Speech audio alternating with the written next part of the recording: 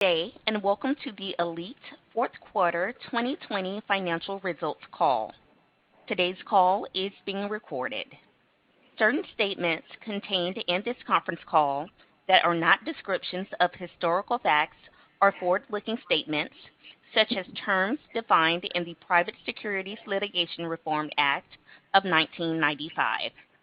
Because such statements can include risks and uncertainties, actual results may differ materially from those expressed or implied by such forward-looking statements. Factors that could cause results to differ materially from those expressed or implied by such forward-looking statements include, but are not limited to, those discussed in filings made by the company with the Securities and Exchange Commission. Many of the factors that will determine the company's future results are beyond the ability of management to control or predict. Listeners should not place undue reliance on forward-looking statements, which reflect management's views only as the dates hereof. The company undertakes no obligation to revise or update any forward-looking statements or to make any other forward-looking statements, whether as a result of new information, future events, or otherwise. I will now hand the call over to Ms. Bethany Owen, President and Chief Executive Officer. Please go ahead. Thank you. Good morning, everyone, and thanks for joining us today. With me are Allete Senior Vice President and Chief Financial Officer Bob Adams and Vice President, Controller, and Chief Accounting Officer Steve Morris. Also with us this morning are Al Rudeck, President of Allete Clean Energy, and Frank Frederickson, Minnesota Power's Vice President of Customer Experience. Corresponding slides for this morning's call can be found on our website at allete.com in the Investor section. To follow along, we'll call out each slide number as we go through today's presentation. This past year was a time of great challenges as well as incredible accomplishments at Allete. This morning, Allete reported full year 2020 earnings of $3.35 per share on net income of $174.2 million. Allete not only weathered the global pandemic, through a tremendous amount of hard work by our team, we also delivered solid financial and operational results, which Steve Morris will describe later in the call. And we did so while keeping the safety and health of our coworkers, our families, our customers, and our communities our highest priority. I'm so grateful to our employees across our family of businesses in many different states, all of whom demonstrated their incredible resilience and steadfast commitment to our customers, our communities, and each other during this most challenging time. We certainly saw this past year that we truly are stronger together. As I shared with you last quarter, we know that especially during trying times like these, our commitment to transparency is even more important to all of our stakeholders. Last quarter, we reiterated our commitment to Allete's long-term 5-year objective of achieving consolidated average annual earnings per share growth of 5 to 7%. While on that conference call, we were transparent regarding the challenges we were seeing, with our October 2020 projections falling slightly below that range. As Bob will discuss in more detail later in the call, we're very pleased to report that we are now projecting growth within our average annual 5 to 7% EPS objective range. So as we move on from 2020, Allete is well positioned for the future. We intend to build on our strong foundation of integrity, our extensive track record of success, and our long-standing reputation as a company trusted by our many stakeholders. Through our sustainability and action strategy, we will continue to deliver value to our customers, our communities, and our investors while providing opportunities for our employees as together we build a clean energy future. A significant step forward in this commitment is Minnesota Power's recently announced vision to deliver 100% carbon-free energy to customers by 2050. We're proud that Minnesota Power is already the first Minnesota utility to provide 50% renewable energy. But as we said when we reached this exciting milestone in December, we have more work to do. We're taking concrete actions to address climate change while working to ensure the reliable and affordable energy that our customers and our communities expect. Please refer to slide 2 as I highlight just a few details from the Integrated Resource Plan, or IRP, that Minnesota Power filed on February 1st. The IRP was developed through a best-in-class process with strong engagement over the past year from a broad range of stakeholders, from customers to consumer and environmental advocates to communities to regulators to employees and many others. In the IRP, we identified plans to increase Minnesota Power's renewable energy supply to 70% by 2030 and to achieve a coal-free energy supply and 80% less carbon by 2035.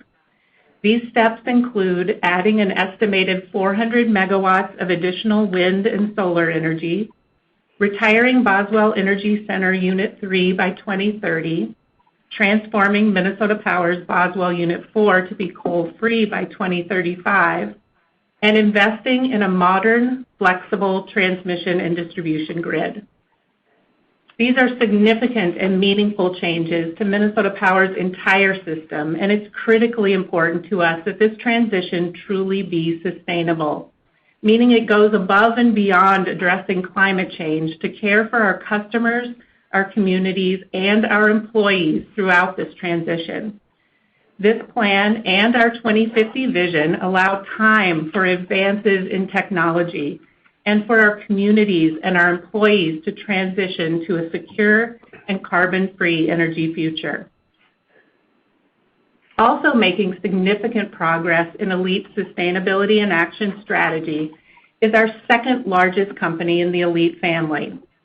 With current operations in 7 states, Allete Clean Energy is well positioned to drive additional clean energy sector growth, as Al Rudeck will discuss in a moment.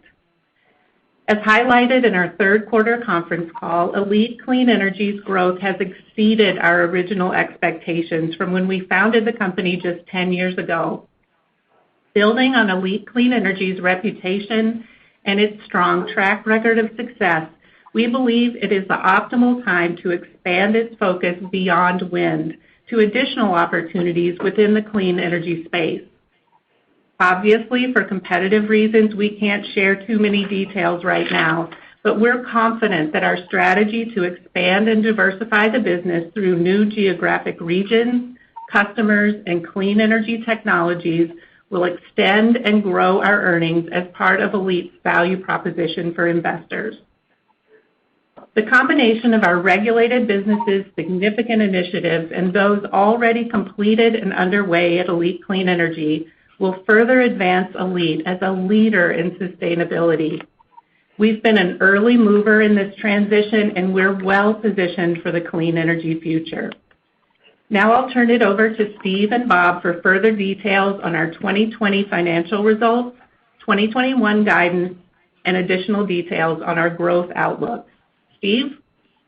Thanks, Bethany, and good morning, everyone. I would like to remind you that we filed our 10-K this morning, along with an 8-K that provides details on our 2021 earnings guidance, and I encourage you to refer to them for more details. Please refer to slides 3 through 6 for significant year-over-year variances and other items for comparison considerations. Today, Allete reported 2020 earnings of $3.35 per share on net income of $174.2 million. Earnings for 2019 were $3.59 per share on net income of $185.6 million. Results for the year ended 2020 were negatively impacted by lower sales due to the ongoing COVID-19 pandemic and related disruptions. Net income in 2020 also included reserves for interim rates of $8.3 million, or 16 cents per share, due to the resolution of Minnesota Power 2020 general rate case. Net income in 2019 included 24 cents per share for the gain on the sale of U.S. Water Services. A few details from our business segments.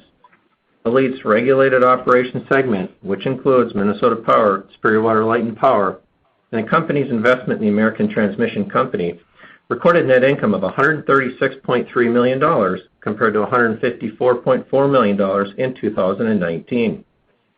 Earnings reflected lower net income at Minnesota Power, primarily due to lower megawatt-hour sales to retail customers due to the COVID-19 pandemic, lower revenue resulting from the expiration of certain municipal and power sales contracts, higher depreciation expense, and lower fuel adjustment clause recoveries with the adoption of a new fuel adjustment clause methodology in 2020. Overall, we estimate that the COVID-19 pandemic negatively affected revenues by approximately 25 cents per share for the year ended 2020 from our expectations. These decreases were partially offset by 8 months of higher retail rates resulting from Minnesota Power's 2020 rate case settlement. Allete Clean Energy recorded 2020 net income of $29.9 million compared to $12.4 million in 2019. Net income in 2020 reflected additional production tax credits, increased earnings from Glen Ullin, South Peak, and Diamond Spring wind energy facilities, and higher megawatt-hour sales due to higher wind resources as compared to 2019. Our corporate and other businesses, which includes BNI Energy, our investment in Nobles 2 and Allete Properties, recorded net income of $8 million in 2020 compared to net income of $19.9 million in 2019. Net income in 2020 included earnings from the company's investment in the Nobles 2 wind energy facility, which commenced operations in December of 2020. Net income in 2019 included the gain on the sale of U.S. Water Services of $13.2 million. I'll now turn to our 2021 earnings guidance. I would ask that you refer to slide 7 titled 2021 Guidance Highlights for further reference, and our full 2021 earnings guidance in our 8-K filed with the SEC this morning. Today we initiated 2021 earnings guidance of $3 to $3.30 per share on net income of $160 million to $175 million. This guidance range is comprised of our regulated operations within a range of $2.30 to $2.50 per share, and Allete Clean Energy and corporate and other businesses within a range of 70 cents to 80 cents per share. A few comments on our regulated operations outlook for 2021. Our 2021 guidance reflects a full year of the Minnesota Power retail rate increase from last year's rate case settlement compared to 8 months in 2020. Minnesota Power's 2021 industrial sales are expected to range between 6 million to 6.5 million megawatt hours, which reflects anticipated production from our taconite customers of approximately 35 million tons. Our estimated industrial sales reflect a partial recovery of the domestic steel industry, which has rebounded from the 2020 impacts of various industry shutdowns and idling due to the ongoing COVID-19 pandemic. However, steel production rates remain nearly 10% below pre-pandemic levels. We are pleased to begin the year with full production nominations through April for all of our large power industrial customers, with the exception of Verso's Duluth paper mill, which we expect to remain idled all year. Our 2021 guidance reflects continued impacts from the ongoing COVID-19 pandemic affecting commercial, other industrial, and municipal sales. Minnesota Power will also realize lower revenue due to a power sales agreement that expired in April of 2020. We expect slightly higher operating and maintenance expense of approximately 3% as compared to 2020, and higher depreciation and property tax expenses due to additional plant in service. We expect slightly lower net income at Superior Water, Light and Power due to additional operating and maintenance expense, as well as slightly lower earnings from our investment in the American Transmission Company, as 2020 earnings included a favorable MISO ROE outcome and related true-ups. Our guidance for our regulated operations assumes we will achieve reasonable outcomes in regulatory proceedings. A few highlights from our 2021 guidance regarding Allete Clean Energy. Allete Clean Energy expects approximately 3.2 million megawatt hours in total wind generation in 2021, with the expectation of normal wind resources compared to 2.1 million megawatt hours in 2020. Our guidance includes South Peak and Diamond Spring in service for a full year. These facilities were in service in April and December of 2020, respectively. We anticipate the Caddo Wind project to be completed by the end of 2021, with no impact to earnings this year. Our 2021 guidance does not include the impacts, if any, of possible acquisitions of renewable energy facilities, additional construction and sale projects, or additional requalification projects. At a high level, we view 2021 as a transition year, with lingering economic impacts from the ongoing COVID-19 pandemic having the most notable effect on our regulated operations. Looking forward to 2022, Allete also provided its preliminary 2022 estimated earnings guidance range of $3.70 to $4 per share, which Allete anticipates formally initiating in early 2022. We expect Minnesota Power will file a general rate case in November of 2021 based on a 2022 test year, with interim rates expected in the beginning of 2022. I'll now turn it over to Bob to discuss further details on our year-ended 2020 and our longer-term growth outlook. Bob? Thanks, Steve, and good morning, everyone. 2020 was, without question, a very challenging year rooted in the impacts of the global pandemic. Our successful track record and ability in managing severe economic downturns was directly evident again by the strong results that Steve just shared with you, and I'm very proud of our team. Although we are all not out of the woods yet and will remain diligent in 2021, we are very optimistic about the future and believe Allete is very well positioned to execute and deliver a solid value proposition for our customers and investors alike over the long run. I am particularly proud of our employees who worked hard to ensure our essential services were provided in a reliable and safe manner across our 8-state footprint, something we achieved in spades. At the same time, we did not lose focus or momentum in advancing our clean energy growth strategy and associated investments. Indeed, 2020 represented one of the largest capital programs in our history, with more than $650 million being invested, including the completion of approximately 500 megawatts of new wind farms and the Great Northern Transmission Line. Overall, our execution and discipline was outstanding, especially when considering the challenges created by the pandemic. We enter 2021 with a strong balance sheet, conservative capital structure at approximately 39% total debt, and now generate in excess of $300 million in total operating cash flow. This positions us well as we continue to advance our sustainable clean energy strategy. A notable achievement on the financing side was our ability to secure approximately $400 million in tax equity financing under very competitive terms. These key financings were related to the South Peak, Nobles 2, and Diamond Spring wind projects, which came online at the end of the year. Now I would like to turn to 2021 and beyond. Allete is highly focused on providing reliable and competitive services to our customers, and we work hard every day to ensure our operations are efficient and safe. At the same time, we are also keenly aware of the need to provide an attractive value proposition for our investors to ensure the company has continued access to low-cost capital to fund its operations.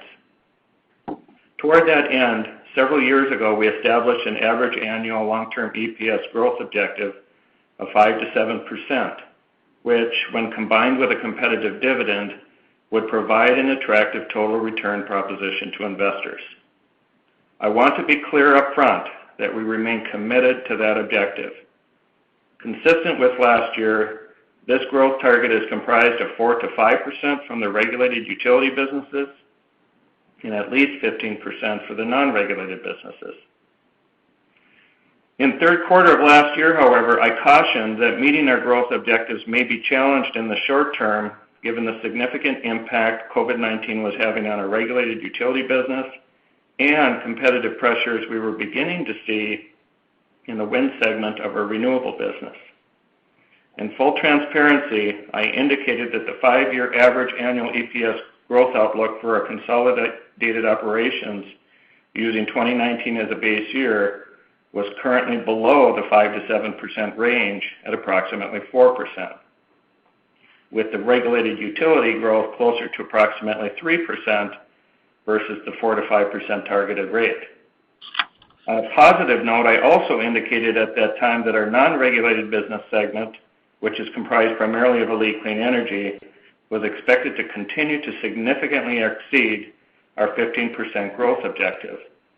And that, even despite some potential challenges in the wind segment longer term, we were confident that this highly successful platform would be able to leverage its reputation, scale, and strong capabilities into new, complementary, and higher returning segments of the clean energy market.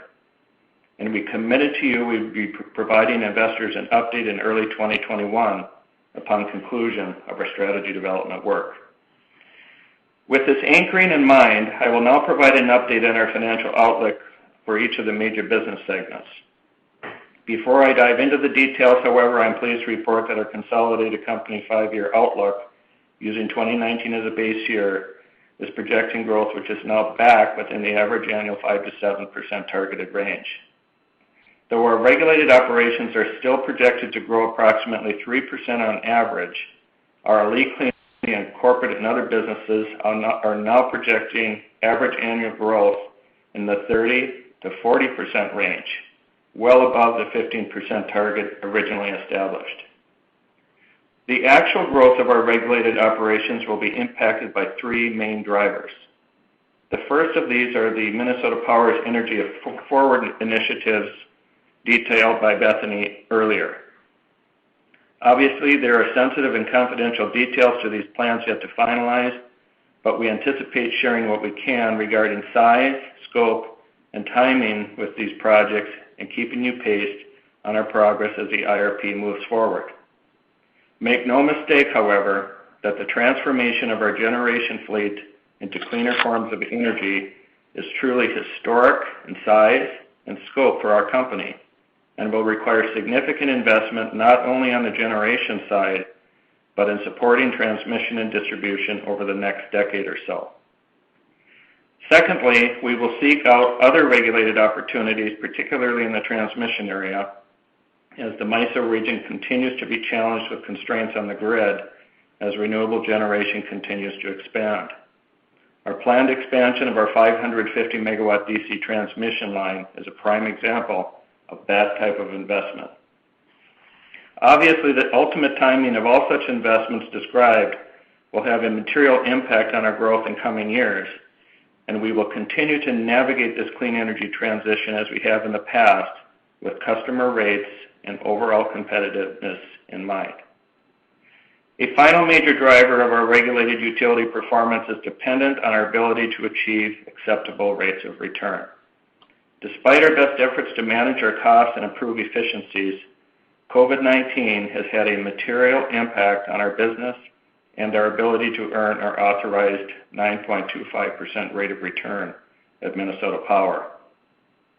With COVID impacts and the health of our customers in mind, we decided to act quickly and settle the Minnesota Power 2020 rate case. This provided important relief in the form of an interim rate refund of approximately $12 million in 2020. Given our expectation that COVID impacts will continue to be material to our customers in 2021, we have also decided to delay a much-needed rate filing from March of 2021 to November of 2021. Though we continue to believe those actions were merited and will be key to helping our customers regain a solid footing, it has had a very material impact on our 2021 earnings outlook, with returns well below authorized levels. As a result, we will be working closely with our state regulators on a fair and reasonable outcome in our next rate filing, which will enable the company to achieve earnings outcomes more in line with authorized return levels. On our non-regulated businesses, which is predominantly made up of Allete Clean Energy, We have made significant progress over the past few quarters assessing various strategic options for expanding the business and diversifying its clean energy product offerings. Indeed, we are very excited about the new chapter ahead as we expand into utility-scale solar, storage, optimize our current wind portfolio, and pursue other potential service offerings. This strategy work, which will be further described by Al Rudick in a few moments, was supported by outside advisors and was ultimately approved by the Allete board in early February. The strategy is highly actionable, complementary to our existing offerings, and leverages the unique capabilities of the business. Moreover, we are confident it will result in even higher annual rates of growth beyond the 30% projection inherent in our wind-only strategy. Hence, we are expanding our average annual EPS growth outlook to as high as 40% growth over the next 5 years. The nature of investments contemplated by the new strategy will provide for attractive rates of return, and by virtue of the recurring or contracted nature of the revenues, plus strong cash flows, will support our strong credit ratings. Our execution of the new strategy is in full swing already, as evidenced by yesterday's announcement of an agreement with a subsidiary of Xcel Energy to sell a 120-megawatt wind energy facility for approximately $210 million. This transaction will involve us repowering the 100-megawatt Chanarambie and Viking wind projects, as well as developing an additional 20-megawatt site. The project is expected to be completed in late 2022, subject to regulatory approval by the MPUC and receipt of permits. Cash received from the transaction will be reallocated to opportunities presented by the new strategy, thereby reducing the potential for future equity needs. Another classic example of Allete's disciplined approach to capital allocation in action. In closing, we were pleased in our ability to increase our annual dividend to $2.52 per share from $2.47 per share, even despite the challenges we see in 2021, all based on strong confidence in our 2022 and beyond outlook. We are very bullish about Allete's strategic positioning and overall growth prospects, and are particularly proud of how this growth will continue to advance our sustainability objectives across our company. I'll now hand it off to Al Rudick for his update and outlook for Allete Clean Energy. Al? Thanks, Bob. Good morning, everyone. I would refer you to slide 8, which illustrates how we at Allete Clean Energy are driving growth by leveraging our strong platform and capabilities in a growing clean energy market to meet customer demands for more sustainable energy products and services.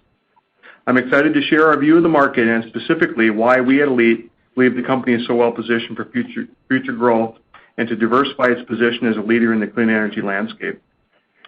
We are now entering the next stage of America's energy transformation as our country continues to be fertile ground for additional clean energy innovation, opportunity, and investment. Allete Clean Energy's size is a strength because we are nimble and able to adapt to the markets and tailor our solutions to give customers what they want. As importantly, a small percentage of the market share delivers meaningful growth for Allete. The ability to establish and maintain relationships is a hallmark of how Allete Clean Energy succeeds in the market, as seen by our repeat transactions and consistent positive feedback from our community host and landowner partners. Through these partnerships and our combined capabilities of project development, construction, long-term operation, and asset optimization are differentiators and enable us to secure high-quality investments. As introduced in Allete's third quarter 2020 conference call, we have been crafting a strategy to deliver more comprehensive energy solutions for our customers. I would refer you to slide 9, which outlines the core elements of our growth vision and strategy. Allete Clean Energy's new strategy will expand our capabilities, our technologies, and our market investments, likely to include solar, storage solutions, and related energy infrastructure investments and services. We believe that our customers and industry relationships, a diverse portfolio of assets located in some of the best wind resources in America, and a creative and adaptable team will provide a strong foundation for growth. You'll see more from us in the coming quarters as these plans unfold. Allete Clean Energy will continue to optimize its existing wind portfolio, and seek development for our remaining safe harbor qualified equipment and explore other renewable energy opportunities to expand our service offerings to provide more solutions that customers demand and frankly deserve. The Northern Wind Repowering Expansion Project with Xcel Energy, announced yesterday, is a prime example of our strategy in action, delivering sustainability on many levels, going beyond the environment to include supporting communities and the people where we do business. This project meets all of our sustainability goals while also supporting Allete's future investments in new clean energy projects. Businesses and communities with ambitious climate action commitments are raising demand for renewable energy solutions, and Allete Clean Energy strategy is designed to meet those growing needs while also continuing to service our traditional utility and cooperative and even federal power customers. The 300-megawatt Diamond Spring project became operational in the fourth quarter of last year and is already serving 3 new Fortune 500 customers, Walmart, Starbucks, and Smithfield Foods, and represents the largest single renewables project invested in Allete's history, successfully completed during the global pandemic. Diamond Spring is projected to generate more than 1 million megawatt hours of energy annually and provide great diversity to our northern tier of projects that is currently operating and spans coast to coast. We found Oklahoma to be a friendly business environment and welcoming to new investments. It represents a key part of our strategy to diversify Allete into the Southwest area power pool market and expand operations into the wind-rich Southern Great Plains region. Similarly, as Steve mentioned, we're pleased with our ongoing progress of the 300-megawatt Caddo Wind project located in Caddo County, Oklahoma. Last week, we announced that Hormel and Oshkosh as our newest customers at Caddo. This project is on track to be online by the end of 2021.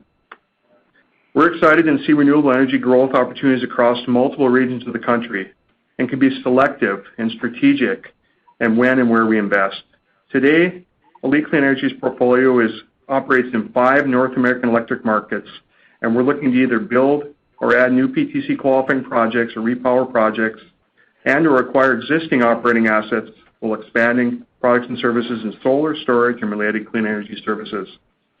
We are confident Allete Clean Energy will become a comprehensive national clean energy solutions provider as our country is clearly on an expedited path to advance cleaner and more efficient energy forms.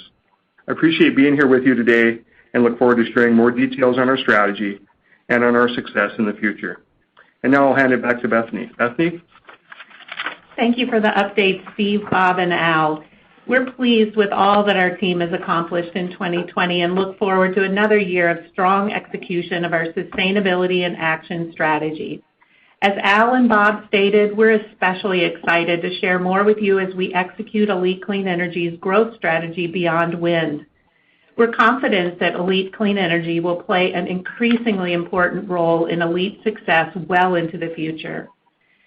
Sustainability in all of its dimensions has long been a foundation of Allete's strategy. We recognize that if not addressed, climate change poses physical and transitional risks. We've taken and will continue to take concrete actions not only to mitigate these risks, but to build a clean energy future through just and meaningful change. As society's energy needs and expectations evolve, Allete's family of businesses is well positioned for the future. Consistent with our commitment to transparency, in the coming months we plan to release a corporate sustainability report that is aligned with the Sustainability Accounting Standards Board, or SASB, and Task Force on Climate-Related Financial Disclosures, or TCFD, reporting requirements. This report will also contain additional information regarding our commitment to diversity, equity, and inclusion in our workforce, our supply chain, and our communities. It will mark the first of many reports over the years as we work to effectuate what is personally important to us at Allete and to meet and exceed expectations for sustainability disclosures and increased transparency. As I've shared with you in previous quarters, we're committed to providing value to our customers and our investors. And as part of that commitment, we have a responsibility to do what we can to make the regions where we operate even better places to live and to work for everyone. For all of us at Allete, that is sustainability in action. Thank you for your interest and your investment in Allete. At this time, I will ask the operator to open the line for your questions.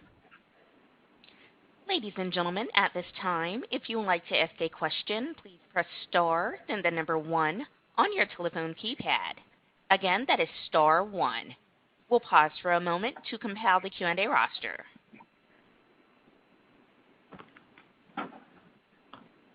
Your first question comes from the line of Richard Sunderland with J.P. Morgan. Hi, good morning. Thanks for the updates today. Wanted to start on the ACE side.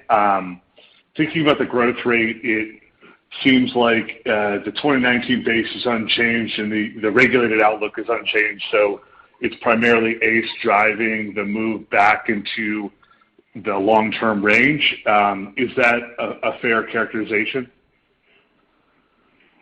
Yeah, hi, good morning, Richard. This is Bob Adams. Yes, that is a fair characterization. Great. And so you're thinking about ACE's repositioning and kind of this impact on growth. I'm curious, what discrete opportunities, you have in the plan now versus prior, or if this is more about the larger opportunity set that you reviewed for ACE today. Yeah, so Richard, I would say that it's a combination actually of both. It's a function of the strategic work, the landscape work that we looked at in terms of where we're currently located in the country, the relationships we have with customers, their interest in more products and services, which Al described. The ACE team has not been doing that in sort of standstill mode. They've been working with other partners, et cetera, in terms of actually making proposals on projects that would involve, indeed, some of the combinations, for example, of wind and storage and solar and storage. So there's activity that's already well along that enabled us to have, some insight, if you will, in terms of transactions that we believe may be on the horizon. Okay, great. That's very helpful color. And then just two quick follow-ups here. The 30 to 40% ACE growth, where does that put you on 2024 business mix versus the current agency thresholds? So in terms of 2024, by the time we get to 2024, we're going to be in that 25 to 30% business mix range, assuming that we do not execute upon anything in addition on our regulated strategy, which is still a big part of our growth strategy. So we're certainly, as we've outlined, we're pursuing opportunities, even, outside our service area on the regulated front that will provide growth and synergies as we go. So we fully expect that we will be able to manage the business mix credit headroom challenges as we go forward, even given the growth increased growth that we see with Allete Clean Energy. Got it. And one final one for me. Just the 2022 outlook, does that incorporate the XL project announced this week? Yeah, hi, Rich. Steve Morris. No, that is not in here yet. We're going to wait for regulatory approval that has to come before we work that into our forecast. Great. Thanks for taking my questions. Thank you. Your next question comes from the line of Peter Borden with Mizuho. Thanks for taking my question. Can you hear me? Yes. Okay. In regard to the wind divestment announced yesterday, would you be able to give us just a little more clarity on what drove specifically that asset sale? And then also, should we be thinking of that ACE wind portfolio or that type of asset divestment as funding the future ACE growth? Thank you. Good morning. Thank you for the question. This is Allete. So I think at the highest level, our strategy at ACE has been and continues to be truly customer focused. And so the first thing is that customer, Xcel Energy, is our biggest customer, and they've really wanted to continue to add rate base to their system. So they've been keenly interested in that project for quite some time. It was a project that was built many, many years ago, 15 or 16 years ago, and it's a very good wind area right on their transmission system. So that was part of it. We have relationships to enable us to expand it and the safe harbor turbines to allow us to get maximum value out of that site. And when we looked at continuing to contract that project, the alternative of contracting either with Xcel or other customers versus expanding it, repowering it, and selling it to Xcel. The value proposition was stronger to go ahead and make that transaction and sell it to Xcel. As we now are 1,000 megawatts, this buying and selling of assets is a common feature in the industry, and we're going to see us continuing to evaluate our portfolio very strategically, and we can leverage those investment proceeds back into the business. And so we're very excited about working with Xcel in this way. It's a very good opportunity during this COVID-19 docket that the Commission advanced to really help spur economic development in the region, and also provides more clean energy on the grid. So that's kind of the thought there. We've taken each project. That's the beauty of our platform being countrywide and being in 5 different energy markets. We get a nice view of a variety of different drivers, considerations, and so each project has its own character and its own attributes that can be leveraged. And so you've seen us repower and refurbish projects. You've seen us now expand and are going to sell a project. You've seen us buy and sell projects to MDU in the past. You're going to see more of that. That's part of our multidimensional strategy to leverage our capabilities and bring value to the company. So that's kind of how we think about the portfolio, and I think there's a lot of embedded optionality that's, in my mind, often not valued the way it could be, and we're going to exploit those value propositions for our customers and for our investors. Okay, thank you. And then maybe one follow-up, just in terms of some of the regulated capital opportunities you had mentioned. Can you just kind of speak to how that meshes with customer bill impact?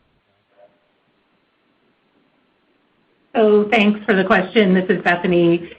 Certainly that we absolutely are focused on competitiveness of Minnesota Power's rates in particular. So again, as you look at, and as I mentioned in connection with the Integrated Resource Plan that was filed on February 1st, kind of thoughtfully layering in both, kind of investments that make sense both for customers as we move forward in this transition, but also building in time to ensure that we can take advantage of technology advancements in order to ensure that we're providing reliable and competitive service. So, certainly rate impact is of foremost of our mind for our customers that compete globally, as well as our residential customers that are most vulnerable to cost. So certainly we're navigating that, and we believe the resource plan that we filed provides that opportunity to take advantage of technology to minimize rate impacts as we move forward in the transition. Thank you. And again, ladies and gentlemen, if you would like to ask a question, please press star, then the number 1 on your telephone keypad. Again, that is star 1.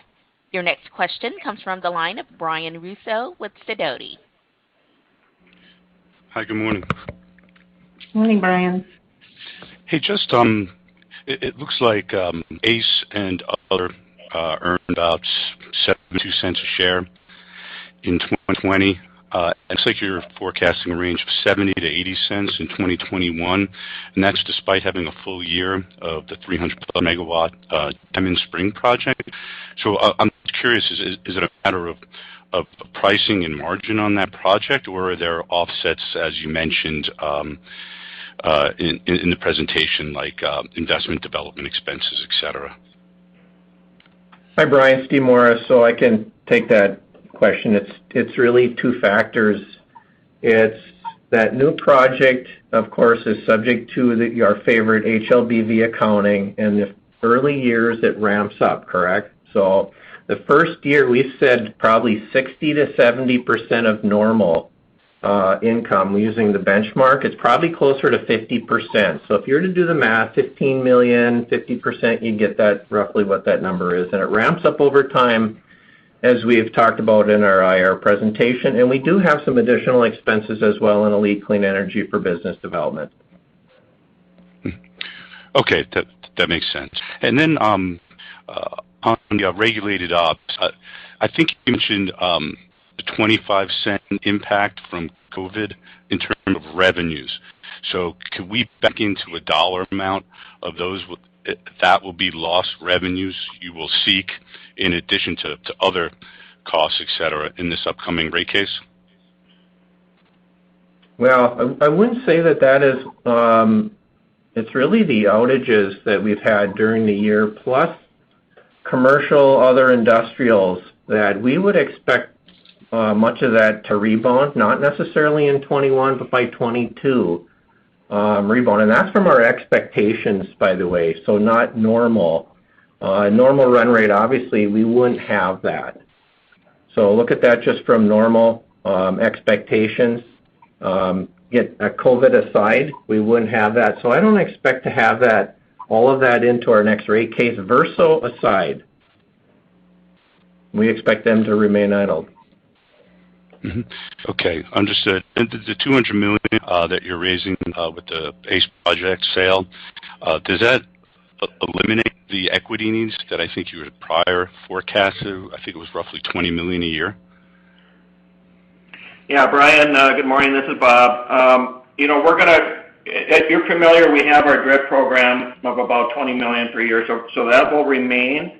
But the cash proceeds that we will be getting from that transaction will relieve some of the equity need that we believe we will have over the 5-year period of time. And that again was, back to Al Rudek's comments, was very strategic, and again in terms of our thought process around reallocating capital into higher returning areas as we do so well. Okay, and then lastly, just on the IRP. Can you talk a little bit more about the near-term action plan, which I think calls for about 20 megawatts of solar and then about 200 megawatts of wind by 2025? What are the next steps that we should look for in terms of commission endorsement of the IRP or approval of it? What can we look to see? Because that certainly would be added investment at Minnesota Power in the near term. Thanks, Brian. This is Bethany. Certainly we filed the IRP on February 1st. We're hoping for approval of the IRP by the end of this year. We've had good interactions with the Minnesota Public Utilities Commission, and at the time that we filed that IRP, right before we met with the commissioners and shared with them kind of the plans for the IRP. Certainly, it's born of a lengthy process, developing it with lots of input from lots of stakeholders. Relatively positively received, so we're hopeful for approval at the end of this year. And then obviously individual projects would need to go forward on their own approval, but the approval of the IRP and the resource plan itself is a really strong foundation for moving forward with adding the resources that we believe we need in addition to transmission and distribution investments, which are part of the integrated distribution plan that we have in place and that we'll also be filing again in November. Okay, and then just one more follow-up. Considering the unique mix of your sales and margins, more than a half industrial sales, and your goal of being 100% renewable, by 2050, I think it is, and the corresponding extremely high load factors of such, electricity-intensive industries like taconite. I'm just curious, bigger picture, do you need just costs to come down on existing technology, or do you need, emerging technologies to come about to kind of manage, the reliability and affordability for such large electricity demanding industrial customers? Thanks, Brian. Just a correction, our vision is for 100% carbon-free energy by 2050. So we're not saying 100% renewable by 2050. There is a difference. We do believe that Boswell Unit 4, that site and the infrastructure at that site are important. And so we're looking at, in terms of reliability for these large industrial customers that really expect 24/7 reliability without question. So that's definitely forefront of our mind, along with safety, obviously, and competitiveness of our rates as we transition. So it's really important to think about Boswell Unit 4, and that, when we retire Boswell Unit 3 in the 2035 time period, we're looking at options of potentially refueling in different ways. And certainly technology comes into play very well, and we believe this plan provides that time to take advantage of the advancements in technology, whether it's storage or other fuels potentially that would be carbon-free out in that later time period. Okay, great. For the clarification. Thank you. Of course. Thank you. Your next question comes from the line of Sarah Akers with Wells Fargo. Hey, good morning. Good morning, Sarah. Morning. Just to follow up on Brian's question on Allete Clean Energy, can you tell us what your annual spend is on development expenses tied to funding new growth projects at ACE? Yeah, good morning, Sarah. This is Al Rudeck. Happy to take that question. It's relatively modest. It's typically $2 to $3 million a year is what we've been investing in recent years. And again, that's why the importance of those relationships and really focusing on the customers and meeting what they need, as opposed to just having a lot of spend out there is really important. And developing projects on our own has been a key part of our success, finding ways to create value without a lot of expense. So it's pretty modest at this time, but it may need to change in future years as the strategy evolves.